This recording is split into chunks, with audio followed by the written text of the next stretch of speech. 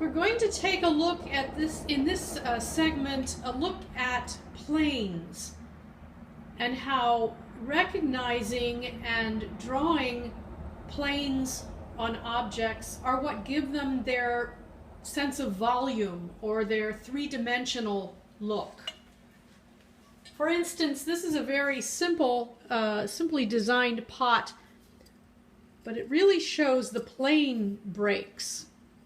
For instance, this is an upward facing plane, and because of the way the light is hitting, coming in through the window, the top is the lightest part because that's where the light is hitting it. Then the planes that drop away from that, this would be a side or a downward facing plane, will catch less light and will be in varying shades of shadow. So learning to see those is one thing, learning to put them down is another. Everything we look at is a series of planes. When we look at the face and we think of drawing the face and the human figure as very, very difficult, which it is, but one of the things we aren't often taught about what we're seeing in the face is how many plane breaks there are. We think of the face as round and soft, which it is, but this plaster cast of a famous Venus sculpture has been chiseled for the artist's study purposes to show how the cheekbone up here is catching most of the light. That's an upward facing plane. Where the face slopes down is a downward facing plane. And so this part of the cheek is in shadow. It is amazing how much of a difference that makes.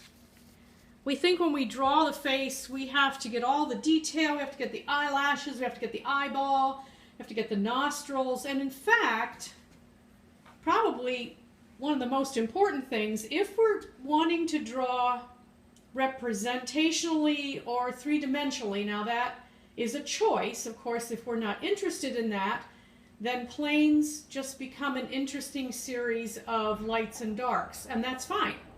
But for those of us who want to make drawings that represent more closely what we're looking at, a very important thing in drawing that way is to see and then be able to put down a designation of the planes. So here we have a photograph of the plaster cast I just showed you. And you see quite a bit of detail. The lips, there's quite a bit of drama. The eye, we have the eyelid, and we have the nostrils under here and so forth. But if we reduce it just to the planes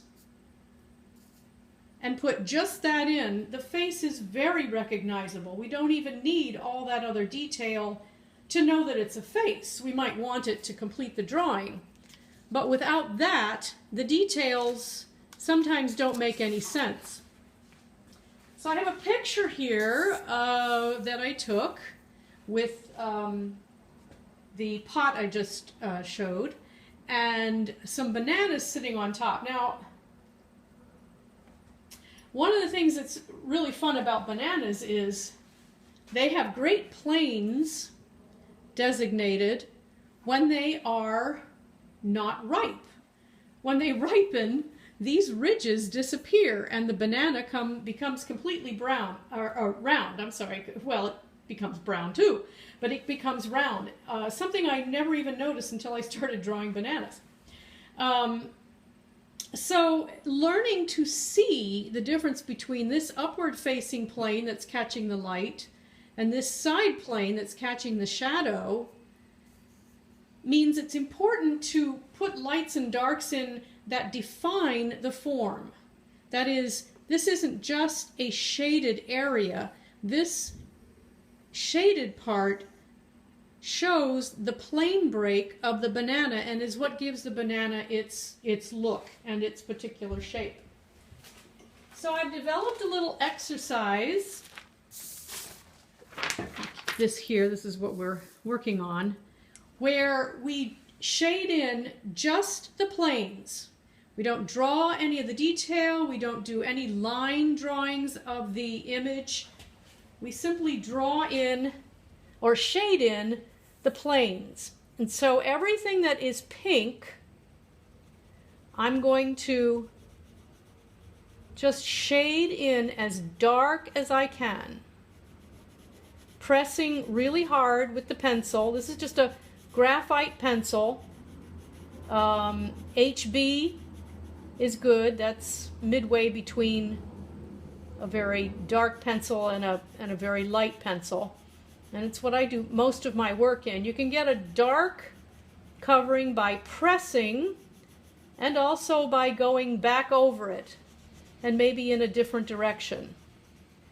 So I would continue on and color in, so to speak, very darkly everything that is pink. Everything that is blue, I'm going to shade in lighter.